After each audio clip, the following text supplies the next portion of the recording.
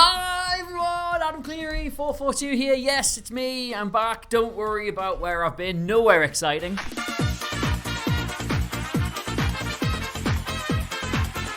Anyway, yes, hello, after a 25-hour return flight and some of the worst turbulence I've ever sat through in my entire life, I was finally able to watch some football. It was Liverpool versus Luton, you probably saw it too, and despite the fact that Luton scored a goal and nearly won, and Luis Diaz did one of the most remarkably strong, brave, courageous things I've ever seen in football, the one thing people seem to be focusing on is this guy, Darwin Nunez, or to use his full name, Darwin Nunez, he came from Benfica to the Big Red. He's crap, you see, because he missed this absolute sitter, and while yes, of course, that is quite bad, I would also like to posit the theory that no, he's actually really good. In fact, he's this close to being one of the best centre-forwards in the world, and we can prove it.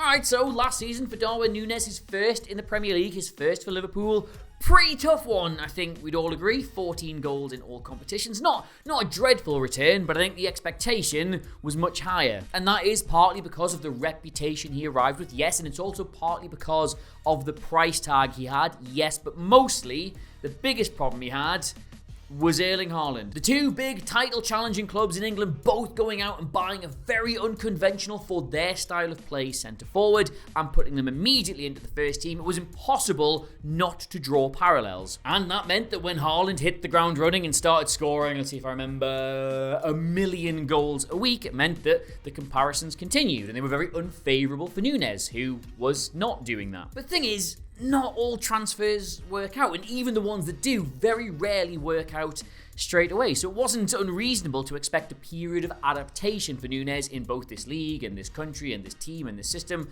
and everything else. In fact, it's since come out numerous times already this season that Klopp was having to do exactly that. Sit Nunez down and reassure him that he was here as a long-term project. That if it wasn't clicking straight away, that's fine, that's part of what they expected. They had faith in him getting there eventually. And if we look at his numbers already this season, that is precisely what's happening. He's getting to grips with this system. He's getting better at playing the way Jurgen Klopp wants, and that is delivering much better performances. But you are never going to see a better statistical comparison in your life than this one, okay? These are Darwin Nunez's defensive stats across the whole of last season in the Premier League per 90 minutes. Now, you might be sitting there thinking, hang on a second, Adam, this guy's a centre-forward. I don't care about his defensive stats. How jet-lagged are you? But you've got to remember, he plays for Jurgen Klopp. Counter-pressing, he's always said, is the key to getting into this team. If you cannot contribute to that side of the game, to winning the ball back in whatever area of the pitch you need to, you don't really play. So let's just bring up his numbers from this season already, and oh my, look who learned a life skill. It is absolutely night and day. Last season, Darwin Nunez was one of the most ineffective centre-forwards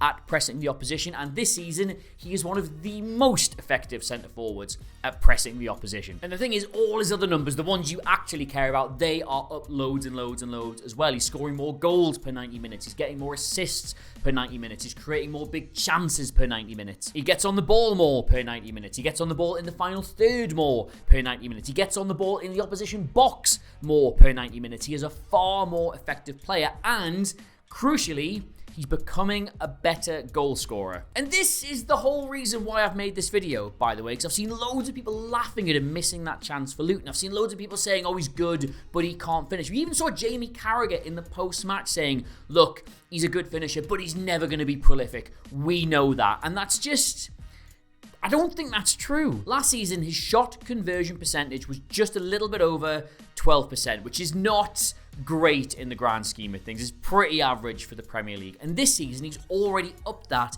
to over 20%, which still isn't in the top bracket, but it's really good. And if you're somebody who cares about XG, I know not everybody does, but last season, he felt like a bit of a wasteful finisher, and he was underperforming his XG. He got his 14 goals off about 18 or 19 XG, whereas this season, he scored 6, and his XG is 6, so he's taking the kind of chances you expect him to. Although that's the thing about him, isn't it? It's not even remotely accurate to say that he takes the sort of chances you expect him to take, because he will miss those ones like against Luton. Although that's not included in the data because obviously it was flagged offside, but if it had been scored, they would have gone back and it probably would have been onside, so it would have counted then, but that's not part of the data. But the XG for that is something like 0.8. It's nearly as good as a penalty, and he missed that.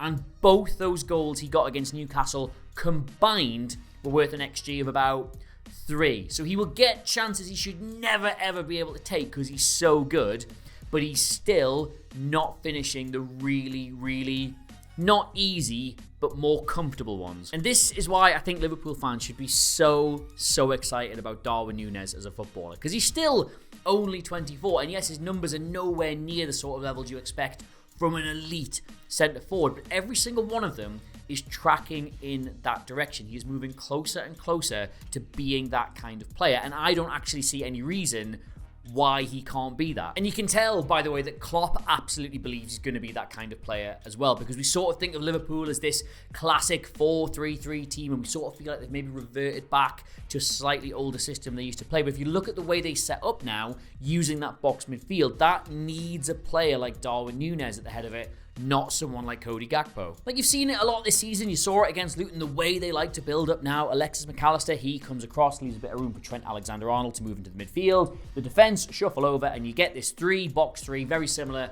to what Arsenal and Manchester City have. And it isn't to say that Klopp is trying to copy Pep. They execute this system very differently, but one of the main advantages it gives you is it allows you to have a proper goal-scoring centre-forward. Like in previous Liverpool systems, especially with Roberto Firmino, but Gakpo does it really well as well. The number 9's job is to drop into the space, to allow Salah to get in on goal, to allow the other white players to get in on goal, and then to sort of have this sort of boxed in sort of counter pressing system. But they're moving away from that. They want to really overload teams, have loads of attacking threats. So by playing this box, you've got that stability, but you can still have a dedicated number 9 like Erling Haaland does at City that will score you loads of goals. And it has taken time for this to start bearing fruit with Liverpool. They did not adapt to it as quickly as Arsenal and City did, but you can see now it is really starting to work. Like Nunez and Salah, just neither on the same wavelength last season. Two very different players trying to do very different things, but now all of Nunez's assists this season have been for anyone, Mo Salah. In fact, this was a great stat that was on The Athletic. Right now, when they are both on the pitch together, Nunez and Salah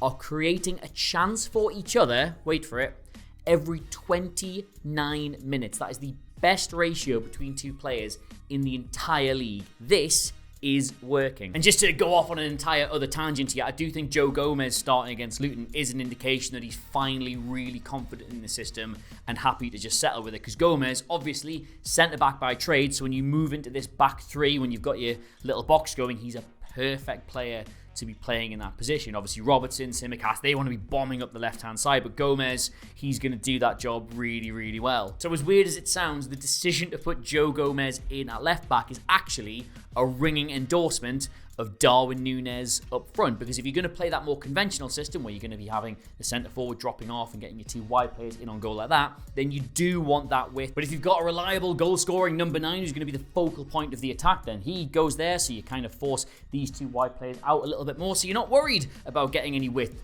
from your fullback, so you can have Joe Gomez sitting here doing his job because Darwin Nunez is up there, trusted now to do his job. But this is the thing about Liverpool and the thing about Klopp. This doesn't mean they're going to now rely on him to fire them back into a title challenge, the same way that City were relying on Haaland. They've got the tools to be far more adaptable and far more flexible and react better to the opposition. Like, yes, he'll play up front and be a number 9, but Diaz can do stuff up here, and Salah's even played through the middle, and Gakpo offers you something completely different in this area of the pitch. I mean, as you saw in the Newcastle United game, which I'm still twitching every single time I have to talk about, if you leave him on the bench, he can come on and make a difference. Anyway, though, to put that in far more poetic terms, are we all enjoying the fact that a man named Darwin is having one of the best evolutions in the Premier League this season? I'm here all week. Anyway, yes, that's it. That's the video. Sorry I was away so long. I was literally having the greatest time of my entire life, but genuinely thrilled to be back now talking to you all about football. So please do subscribe to us here on 442 if you have not already. I'm now very ably assisted by my colleagues Mark White and Adam Monks. We're having loads more fun and loads more videos going out over the couple of weeks. You do not want to miss that. You can grab me on Twitter or X or Instagram or whatever they're calling any of them, at Adam Cleary, Clery, by 442 the magazine. I literally took it away with me on holiday, and I can't believe that we just make that and people can go and own it. It's really good. Anyway, I'm still very jet lagged and I'm aware I'm rambling, so I'm going to go, possibly to sleep, for 3 days. Goodbye. Darwin Nunez.